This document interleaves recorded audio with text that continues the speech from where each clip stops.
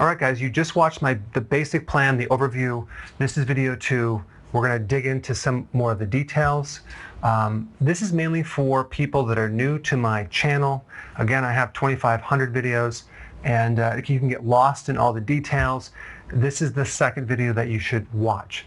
And we're combining healthy keto with intermittent fasting. Okay, all right, number 1, you want to go as long as you can in the morning without eating. You just don't want to eat unless you're hungry. That's the thing that you need to focus on, because so many people eat when they're not hungry, and they're wondering why it's not working, they're not getting results, because the body finally is burning fat, and then you start eating. What will happen is you're going to raise insulin, and then your insulin's going to come high, and then it's going to push your blood sugars low. Then you're going to be hungry an hour and a half later. So really, it's what you ate the night before that's going to dictate if you're hungry in the morning. If you do this correctly, like I'm showing you, with just 2 meals a day, you're going to wake up in the morning not hungry. So the goal is to go as long as you can. You may find that you can't go all the way to lunch. You have to eat at like 11 o'clock. Fine, eat your breakfast there. Okay, but what will happen, you want to keep pushing it to the point where your body is fully adapted to fat burning. You're no longer sugar burning. That could take 3 days up to 5 days. Sometimes it takes longer to get into full ketosis. All right, so that's the first rule of thumb. If we can do 2 meals with a 4-hour window, okay, and what that means is that we eat and then we wait 4 hours and we eat again, that's your window. That will give you a 20-hour fasting period. That's incredible. That's enough to see some serious results. The only time that would not work for someone as far as weight loss goes is, let's say they're going through menopause, they have a slow thyroid condition, and they have a history of dieting, and their metabolism is so slow, they're going to have to push these together and have 1 meal a day, and then they will lose weight. And there are even people that still will lose just a little bit on this, and they might need to go even longer because their metabolism is so dead. And I've had this happen, not to a lot of people, but certain people that just, from birth, they just had a slow metabolism for one thing or another, and they need to go, like, probably eat every other day. Okay, that's just what they need to do until the system heals. But for everyone else, we're going to talk about what are you going to eat on this first meal and the second meal. I've surveyed a lot of people, and this is what they eat, and this is what I eat. Eggs. I do 4 eggs a day. You can do 2 to 4 eggs.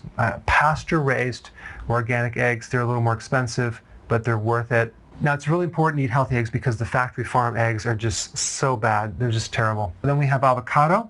Avocado has tremendous amount of potassium and really good fats to help you go longer. Cheese. Now, if you are a guy and you have a prostate condition, don't do the cheese.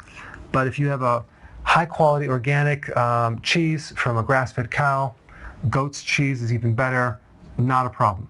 Okay. You can do almond butter, peanut butter, make sure there's no sugar in it, maybe a couple of tablespoons. Now, the reason for this is to give you enough fat, especially in the beginning, so you can go longer, okay, without getting hungry. You're eating at 12, you have a hamburger or a piece of meat or a lamb or whatever meat that you want, 3 to 6 ounces. Let's say you're younger and you have a faster metabolism, then you do 8 ounces. Let's say, for example, you're an athlete, you do 8 ounces. Let's say you're a very large person, you need more protein, do 8 ounces. I wouldn't want to go over 8 ounces per meal. Now, we're not talking about actual protein grams, we're talking about the actual product of meat itself, okay? 3 to 6 ounces or 8 ounces.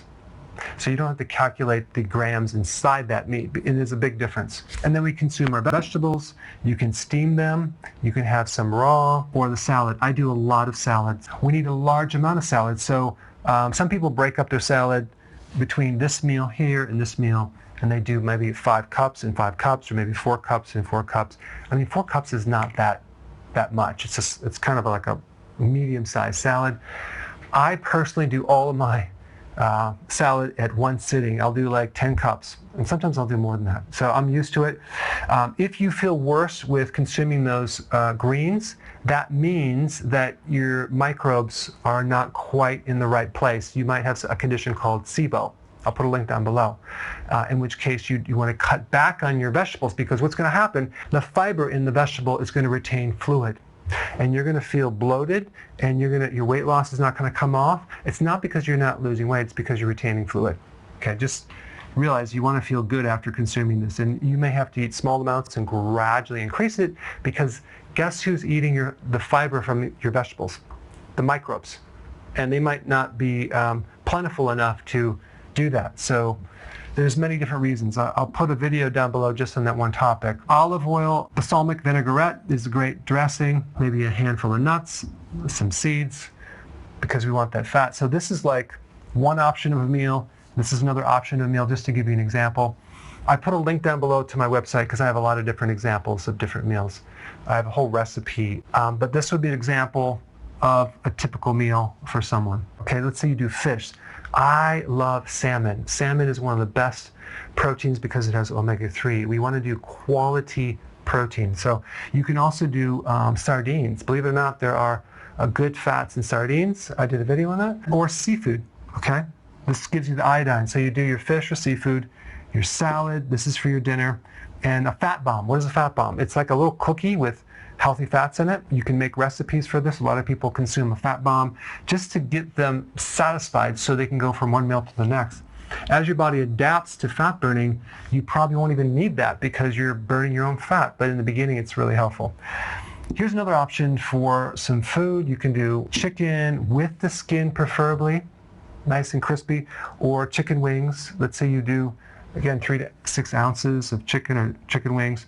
You do your protein. It's moderate protein.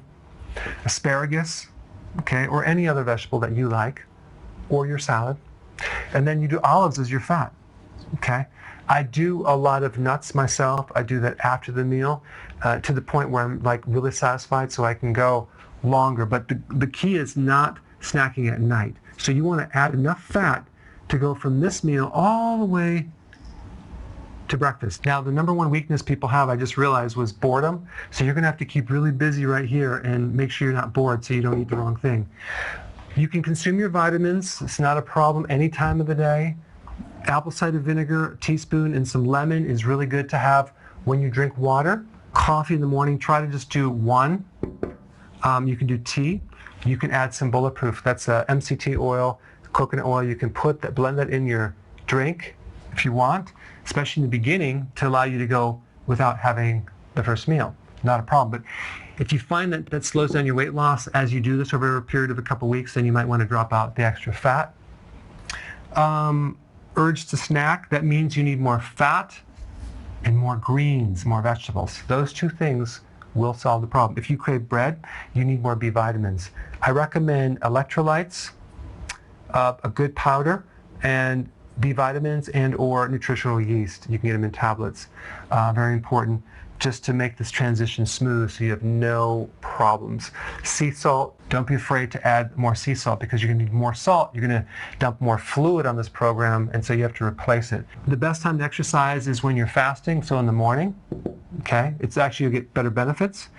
Realize that it could take longer to adapt, but the way that you know you're in hardcore ketosis is that you crave nothing. You're not even hungry anymore. That's when you know it's really working. Better than any other test. This should give you the next layer of information or knowledge you need to know, and I will see you in the third video.